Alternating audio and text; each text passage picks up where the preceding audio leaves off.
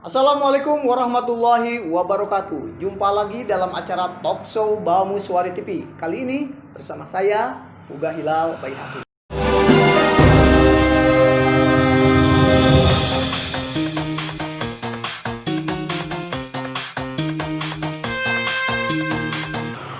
Berbicara mengenai Gunung Hejo, sepertinya tak pernah habis berkaitan dengan mistis dan hal-hal yang bersifat klinik. Tetapi apa sesungguhnya yang terjadi di Gunung Hejo di luar hal-hal yang bersifat goib? Di studio telah hadir salah seorang pegiat pariwisata Gunung Hejo. Dia adalah saudara Epi Sophia. Apa kabar Teteh? Iya, baik. Alhamdulillah. Oke, Teh Epi, nama Gunung Hejo begitu populer di masyarakat, apalagi kalau ada peristiwa kecelakaan di jalan tol. Sebenarnya apa sih yang membuat nama Gunung Hejo itu begitu fenomenal di masyarakat? Bisa diceritakan? Gunung Hejo ya. Gunung Hejo emang udah kemana-mana juga dikenal dikarenakan satu mungkin karena pas sekarang ada Cipularang ya, tol Cipularang itu dan juga di situ juga banyak orang mengatakan mistisnya di Gunung Hejo seperti apa dikarenakan banyak kecelakaan di situ, memakan korban dan hal lain. Pernah peristiwa kecelakaan bukan saja pada saat jalan tol sudah ada, tetapi katanya konon proyek pembangunan waktu itu juga pernah menelan korban, betul? Iya, yang saya dengar seperti itu. Ada memakan korban yang terjadi proyek tersebut juga pas bikin jalan tol tersebut emang banyak makan korban. Ya mungkin ada beberapa sih, saya juga nggak tahu pastinya seperti apa, tapi yang saya dengar seperti itu. Di tempat itu memang ada apa Teh yang membuat orang begitu percaya tentang begitu kuat mistis di Gunung Hejo itu? Ada patilasan Prabu Siliwangi. Di situ juga ada ditandai oleh batu bekas atau patilasannya Prabu Siliwangi. Sama orang sekitar dibikin dan ditandai oleh batu yang ada di dalam Gunung Hejo itu. Nah, apakah masih ada orang-orang yang ingin mungkin istilah bahasa Sundanya muja gitu kan, Ya. datang ke Gunung Hejo, atau orang yang ingin kaya, orang yang ingin dapat jodoh atau segala macam, masih ada Teh orang-orang seperti itu? Masih ada juga juru kuncinya, ada juga kuncen lah ya kayak seperti itu. Ada. Banyak orang yang datang ke situ. Ternyata pemirsa memang benar ya, seperti yang ramai di media massa bahwa peristiwa-peristiwa kecelakaan diyakini sering terjadi di tempat sekitaran Gunung Hejo. Bahkan tadi Teh Epi juga bilang bahwa Gunung Hejo juga masih digunakan oleh sebagian orang untuk melakukan muja atau untuk mencari pesugihan. Nah, oke Teh Epi, Teteh memang asli ya orang Gunung Hejo sendiri? Ya, asli. Oke, bisa diceritakan Teteh berasal di mana? Saya asli orang Gunung Hejonya. Itu desa ya. Desa Gunung Hejo gitu. Kalau gunungnya ya gunung emang ada, tapi saya emang asli orang Gunung Hejo. Gunung Hejonya itu sendiri ada di desa Gunung Hejo atau di mana? Ya, perbatasan antara Sadarkarya dengan desa Gunung Hejo. Jadi gunungnya itu sendiri masuk dua desa atau satu desa? Satu desa. Satu desa di Sadarkarya. Oh, oke pemirsa, ternyata ada dua tempat Gunung Hejo itu. Pertama, desa Gunung Hejo, tetapi tidak ada gunungnya ya Teh ya? Ya. Tidak ada gunungnya, sementara Gunung Hejonya sendiri ada di desa Sadarkarya, Ya. Kecamatan Darangdan, Purwakarta. Itu agak unik ya kalau memang lihat teritorial. Mungkin dulunya satu wilayah Teh. Satu desa, nama besar Gunung Hejo, ada pemekaran atau gimana? Iya kayak gitu dulunya seperti itu. Oh, memang karena pengaruh pemekaran wilayah jadi penamaannya jadi agak berbeda. Oke, kembali lagi ke persoalan Gunung Hejo tadi, diceritakan memang masih ada orang yang datang ke tempat tersebut. Itu orang lokalnya sendiri yang untuk muja itu atau memang orang dari luar yang datang itu?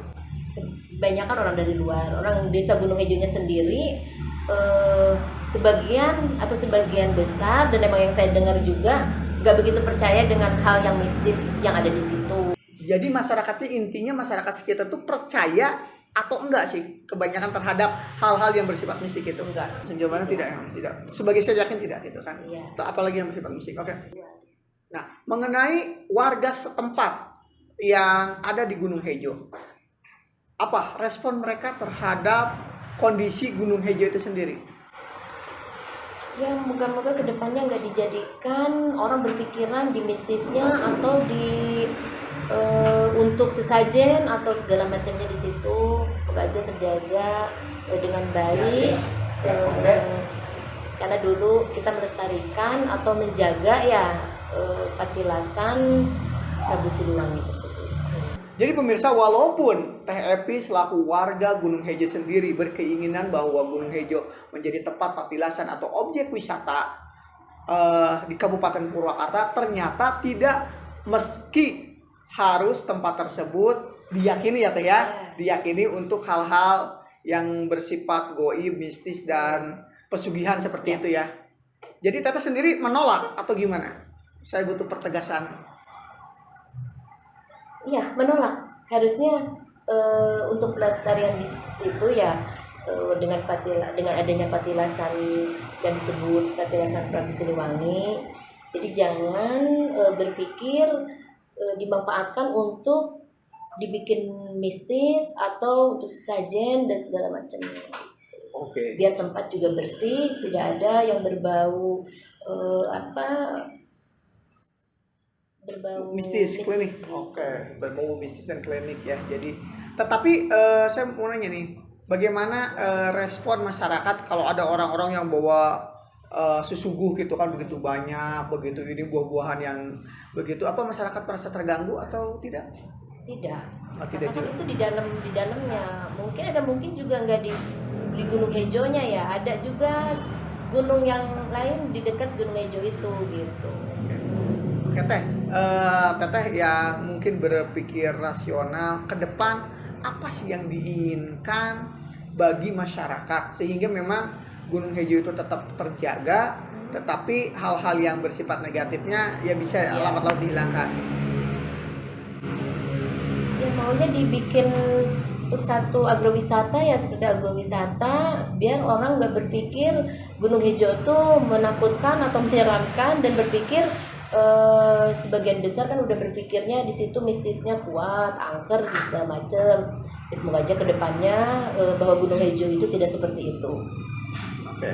Oke Teh, tadi sudah diceritakan kan mengenai persoalan klasik yang terjadi di Gunung Hejo. Ada sebagian kecil orang yang masih mempercayai tempat itu sebagai tempat pemujaan. Nah, sebenarnya apa yang diharapkan Teteh ke depan sebagai orang Gunung Hejo? Harapan-harapan dan obsesi yang ingin dibangun ke depannya? Harapannya dijaga aja untuk kelestariannya. Gunung Hejo tidak dirubah untuk dijadikan tempat untuk pemujaan dan segala macam. Orang berpikir ke situ ingin merubah nasibnya atau apa. Untuk kedepannya kita jaga aja kelestarian alamnya, dan Gunung Hejo emang jangan dijadikan tempat untuk dibikin satu untuk pemujaan dan hal yang berbau mistis. Jadi orang berpikir untuk ke Gunung Hejo itu tidak takut lagi dengan angkernya Gunung Hejo atau banyak mistisnya di Gunung Hejo tersebut gitu. Permintaan Teteh kepada media massa yang selama ini masih senang membuat konten-konten terkait goib lah ya istilahnya, atau hal-hal yang menakutkan di Gunung Hejo apa? Ya pengennya diangkat tuh untuk kelestariannya aja, bahwa Gunung Hejo tuh emang alamnya bagus, Gunung Hejo tuh asri dan emang bukan satu gunung ya, bukit itu ya. Jadi untuk dijaga alamnya aja, yang di ini sama media tuh harusnya kelestariannya aja gitu, bahwa indahnya emang indah bukit Gunung Hejo itu yang disebut Gunung Hejo. Oke, Teh Epi, terima kasih atas waktunya. Penjelasannya cukup gamblang bagaimana Teteh sebagai seorang tokoh masyarakat di sana sebenarnya ingin membangun Gunung Hejo dengan cara-cara yang jauh lebih rasional dan masuk akal. Betul ya Teh ya? Oke, pemirsa, demikian wawancara singkat saya bersama Epi Sophia, pegiat pariwisata Gunung Hejo Purwakarta. Terima kasih atas perhatian Anda. Semoga bermanfaat. Mohon maaf atas segala kekurangan. Wassalamualaikum warahmatullahi wabarakatuh.